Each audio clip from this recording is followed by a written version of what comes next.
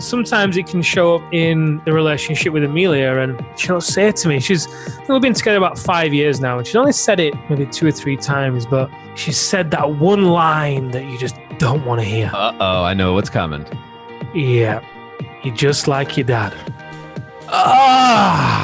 And it's never said like, wow, you're just like your father, amazing, right? It's always those little tidbits. Welcome, guys, to another episode of The Powerful Man Show. I am your host, Tim the Powerful Man Matthews, with my co-host, Doug Holt. I was trying to think of Doug the something Holt, but nothing came to me. I won't take it personally. It's all good. Luckily, my ego is in good check. Oh, brother. Well, I know you had something you wanted to bring to the table for these fine listeners today. So I'm curious, what is it?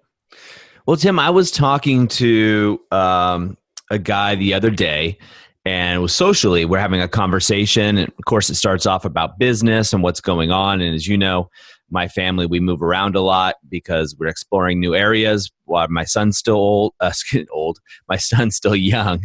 And as we were chatting, the conversation took a pivot, as it often does, because this person knows what you and I do. And I asked him one simple question, and I'll ask all your listeners, all our listeners, I should say, this exact same question. And that question is, are you noticing that you're starting to turn into your father? Ooh. And I asked this very specifically to him. Are you noticing that there's certain things that you're doing, mannerisms, traits, thoughts, beliefs, things that you swore you would never do, but now you see yourself doing them? Are you turning in to your dad? And he just looked at me like a deer in headlights and goes, yeah, actually I am.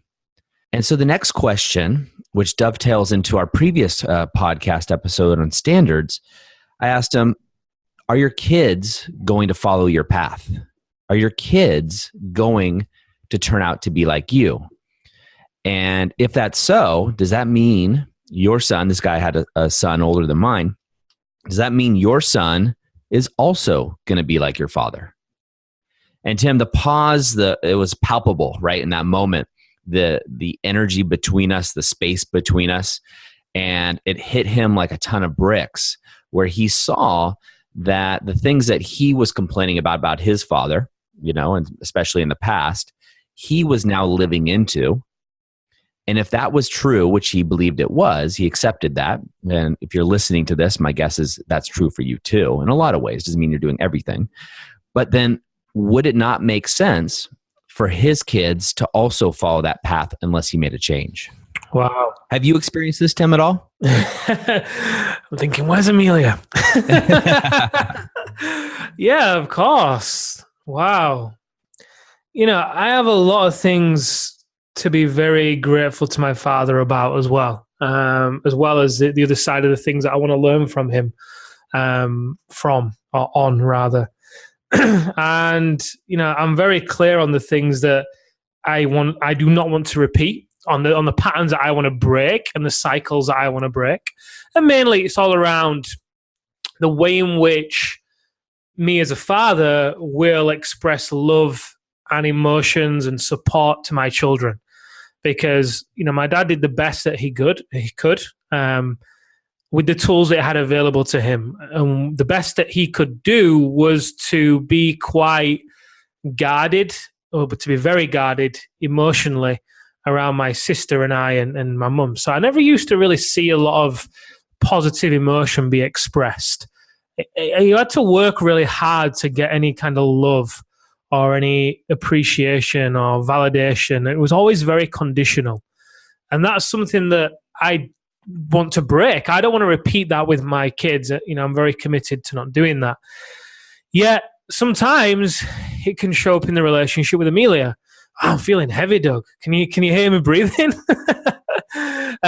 Sometimes it can show up in the relationship with Amelia, and she'll say to me, we've been together about 5 years now, and she's only said it maybe 2 or 3 times, but she's said that one line that you just don't want to hear. Uh-oh, I know what's coming. Yeah. you're just like your dad. Ah, and it's never said like, wow, you're just like your father. Amazing, right? It's always those little No. tidbits. Yes, and that's what I mean. There are many great things my father's done that I do want to model, and there's some things that I don't. And she never says it in relation to the things I do want to model. I'm like, whenever she says it, I'm just like, oh my God. I don't even see that I'm doing it sometimes. Well, I didn't used to see that I was doing it. She's not said it for a very long time, so I must be doing a good job. But yeah, I mean, your question was, does it make sense that the kids are then going to repeat it? Of course it does. Yeah. Yeah, for sure. And so, Tim, I was talking to, setting the scene again, I was talking to this guy, and the look in his face of, oh crap, was amazing, right? And it was because he wasn't stepping up. We call it stepping up to the line. And we talk about no man's land and the five agonies. He was experiencing all of them. And the way he was manifesting this, right, or the way he was putting this out there in a conversation was just through complaining, right? Just complaining. And a lot of us relate through complaining, but he wasn't hearing his own complaints. And, we weren't in a coaching environment, so it wasn't my position to really put it right back to him so he could see it. But I could see it so clearly that he was complaining about these things over and over. He was complaining about his wife. He's complaining about work. The environment, the location. If there's a guy out there that with a kind of an inside joke about location, but he was complaining about his location, where he lived, the people around him, all of these things, right, external of himself. But when you're starting to complain about things that are external of you, there's one consistent thing, and that is you, right? That is you. So the more you're complaining, what you need to look at is, what's the one thing that's consistent in the situation? What's the one pattern? And that almost always, and I do say almost always, is going to be you as a person.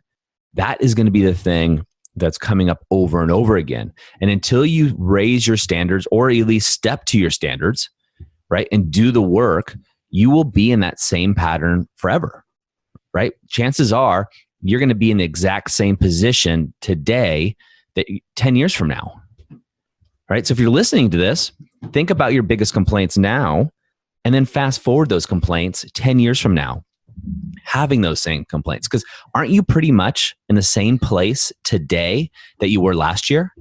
If I looked at your bank account, aren't you in the same position you were last year? If I look at your calendar, aren't you doing the same things you did last year? So unless you're doing the work, you're going to be in that same position next year and the year after and 10 years. And the only difference is you're going to be more ingrained into those patterns unless you step to the line and make a change, make a radical shift in your life. So Tim, as I'm talking to this guy, you could just see that deer in headlights look of that oh crap realization. And then I kind of asked him, so what are you going to do? And he just looked at me like I just asked him, the most complicated mathematical equation, right? Question about math or something along those lines. Again, he had no idea. And he said, well, what do you mean? And I said, look, if what I'm saying is true, and maybe it's not, right? Maybe maybe it's not true. But if it is true, then you're going to be in the same position that you are in now next year, and your son's going to follow your footsteps. So I'm just curious, if you want to make a change, what are you going to do? And he looked at me, Tim, and said, Doug, there's nothing out there. There's nobody having this conversation. There's nobody talking about this. And that's when I looked at him, just smiled, because that's what we're doing here right now. We're having that conversation. We're having that conversation in the Powerful Man Facebook group, and that men are out there talking about it. They're encouraging each other. They're giving each other optics. They're looking for each other. We have it within the brotherhood, of course, which is just a whole nother level of development and growth. So Tim, when you would run into somebody, be it a father, it doesn't have to be a father per se, what advice would you give them if you find them in this situation where they're complaining about something but not making that shift or change? And in particular, they're noticing that they're repeating the patterns of their father, maybe the sins of their father, so to speak. Wow. Wow. I mean, I think it was on the last episode or one of the previous ones. One of the things I would definitely get them to do and ask them to do is consider what happens if nothing changes. Like, seriously, like, what happens if you continue showing up in the way that you are today, year on year? Where will you end up? Because I think as humans, we often have this tendency to be able to really glorify, what's going to happen and play it down. And we see it time and time again with the men that they just ignore the warning signs because they spend so much time living in the head, justifying their actions, ignoring what's going on outside of themselves, quite self-absorbed, not in a, is what it is, quite self-absorbed. I'm not going to excuse it. Quite self-absorbed. They often don't even see what's going on around them. And then one day they get handed the divorce papers, or the business partner wants out, or whatever it is. And they're like, where did that come from? Completely from left field, because they've just not been paying attention to what's been going on. And as a result, things reach breaking point, and then they end up getting left behind because then change is forced upon them, but it's also forced upon them often when it's too late. So I would really have them get real with themselves and really consider in very real ways what will happen if this continues year on year. We like to think that the wife won't leave us. Oh, she loves me. We like to think that the kids will always be around. We like to think that the staff will never leave. We like to think all these nice scenarios, which in some ways, that positive attitude can be healthy. But in this scenario, it's not, because it's that positivity that is masking your reality and then keeping this particular guy stuck and trapped.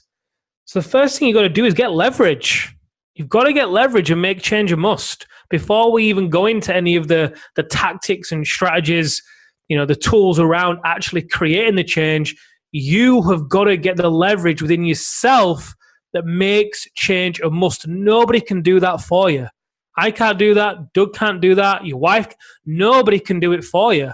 And you either take control and get that leverage whilst you've still got control, or you ignore it and the leverage is thrust upon you through some dire situation that you don't want to happen. And at that point, like I say, you change when it's too late, or you still don't change. And then you just decline and decline and decline. And that is the reality. There's a reason why suicide is one of the top killers of men in today's world. There's a reason for it. This is happening. This masking of the reality is happening. This burying of the head in the sand is happening. So if this is resonating with you, I hope you're feeling my love for you as well as urgency for you to change. Get leverage. You've got to get leverage. Guys, I'm interrupting this episode because I want to know, do you feel bored, burnt out, or broken? Discover the system that over 300 businessmen are using to let go of the grind, find inner peace, and unlock unlimited personal power so they can have more time, more intimacy, and better sex while living a life they love without stressing about work or feeling like a fraud. Head over to thepowerfulman.com/11 to see what this is all about. All right, let's get back to the episode. Well, leverage, yeah, it's so important to do. And if you're finding yourself, like you said, right, your dad has so many amazing qualities, but there might be one or two, or maybe more for a lot of guys listening here, things about their fathers that they swore they would never do, right? And we hear this from a lot of the men that come through. And we're talking to men that come through the program that we run, The Powerful Man. These are leaders. These are business leaders. These are, great, amazing guys. But oftentimes they say, yeah, my dad used to do this, whatever it means, complain. He'd always say, I'm going to complain about work. They're holding me down, whatever the stories were. And they swore they would never do the same thing. And now they're finding themselves, not our men now because they're out of it, but a lot of these guys, if you're listening to this, you find yourself doing those same things.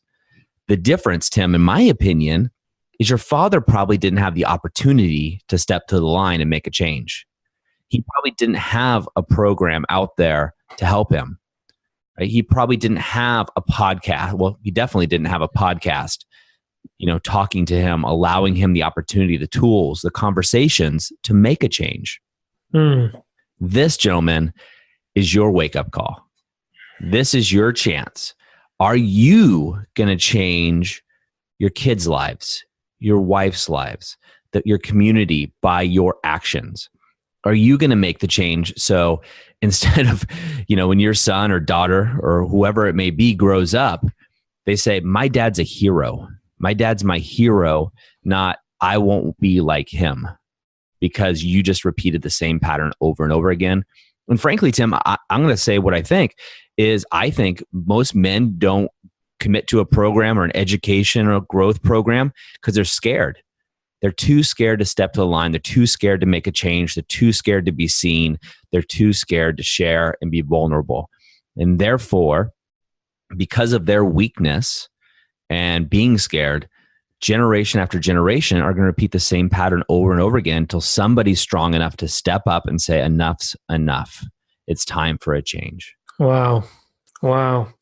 It reminded me of, as you said that, Doug, at the Alpha Reset, we often say to the men, well, the men actually say to us, my son will not be here. Yeah. They reach a breaking point, don't they, when they realize it's me. I'm the one creating this.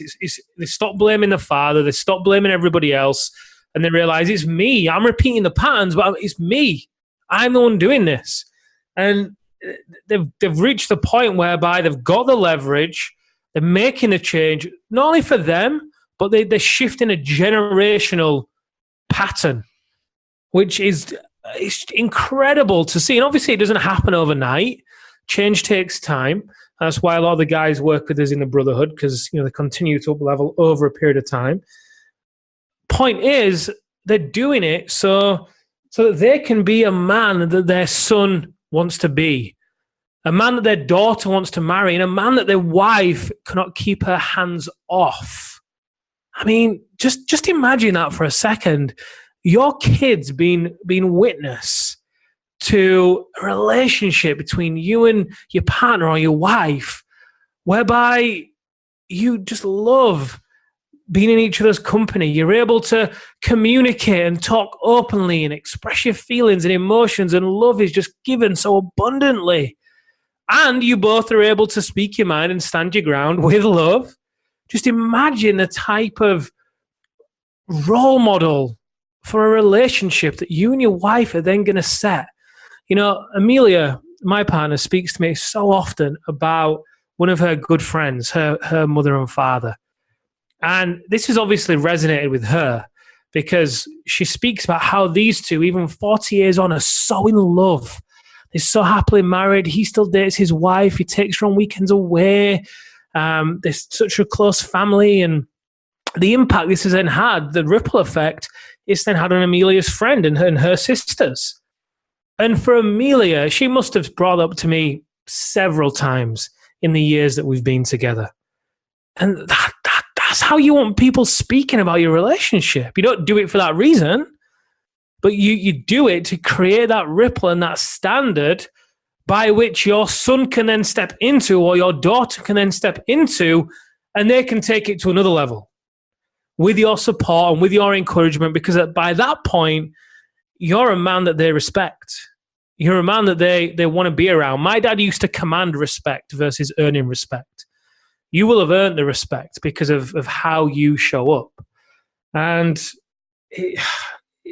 as you can tell, I'm very passionate about this. I don't even have kids yet. Wow. But I've been on the receiving end of it. I've been on the receiving end of lessons that I've not wanted to pass on. And it's not nice to be in that environment, not as a young 5, 6, 7-year-old where you're just absorbing everything. And you have a chance to change it. My dad didn't have the podcast, like you said, Doug. My dad didn't have access to the internet and these resources. He did the best he could with the tools he had available. You have a completely different set of tools available to you. And you have it within you to be that father and to be that man. We know you've got it within you, and you do too. Otherwise, you won't be listening to this podcast.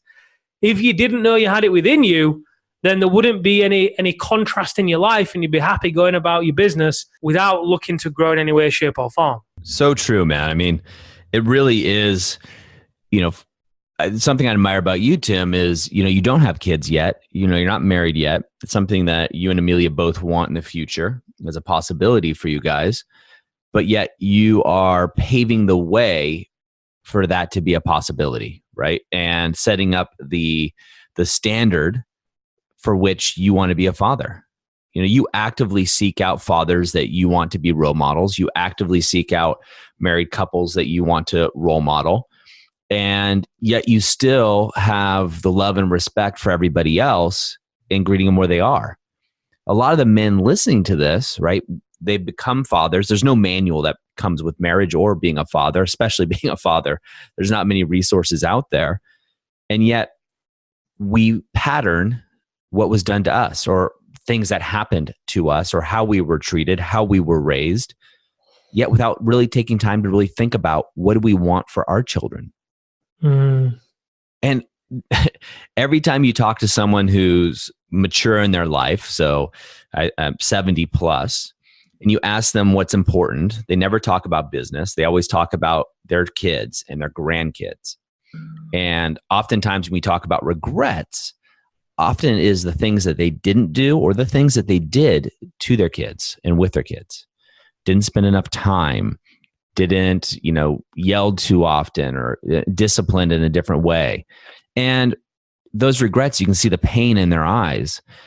I believe that we are at a unique turning point right now in our lifetime, in the lifetime of humans, really. It's almost like an evolutionary turning point where we have the tools and resources available, and future generations are going to look back at this time and they're going to make a declaration.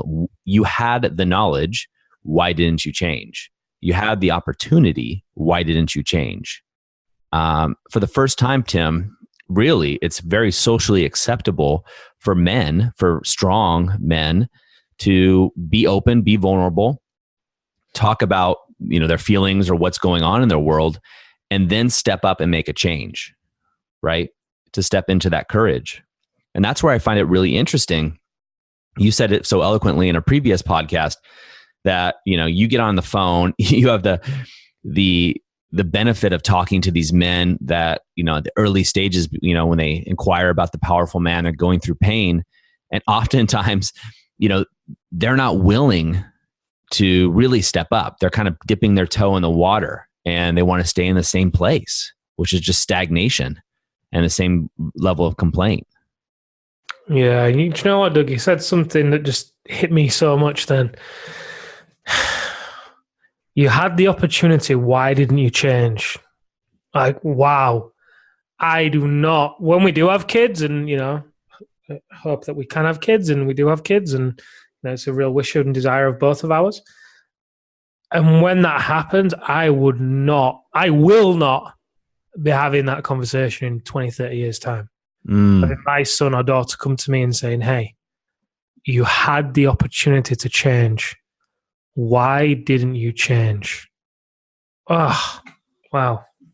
Yeah. So, gentlemen, if you're out there listening to this and this is resonating with you, especially you fathers, are you repeating the pattern? Are you becoming someone or something that doesn't resonate with who you want to be, the powerful man you are? If that's the case, I encourage you, I implore you to step up to the line and make a change. Whatever that looks like for you, make a change now. In this moment of decision and clarity, make the first step. Be the courageous leader that I and Tim both know you are, and forge a path for your family, for future generations, and be the one who's strong enough to say, hey, I'm willing to do it. I'm willing to invest my time, my money, my resources, whatever it is. It really stepping into the fear is what it is, and make that change for not only myself, but for my family. I encourage you to do that. And as always, Tim, myself, the coaches at The Powerful Man, as well as the men that are involved, are here for you. And we're here to help you make that change, whatever that looks like for you. Guys, that's a wrap for this episode. Thank you as always for being here with us. And of course, go over to the Facebook community. And as well, we'd love it if you give us a rating wherever you're listening to this so other men just like you can find the show. Tim, as always, thank you for being with us, and we'll see you next time.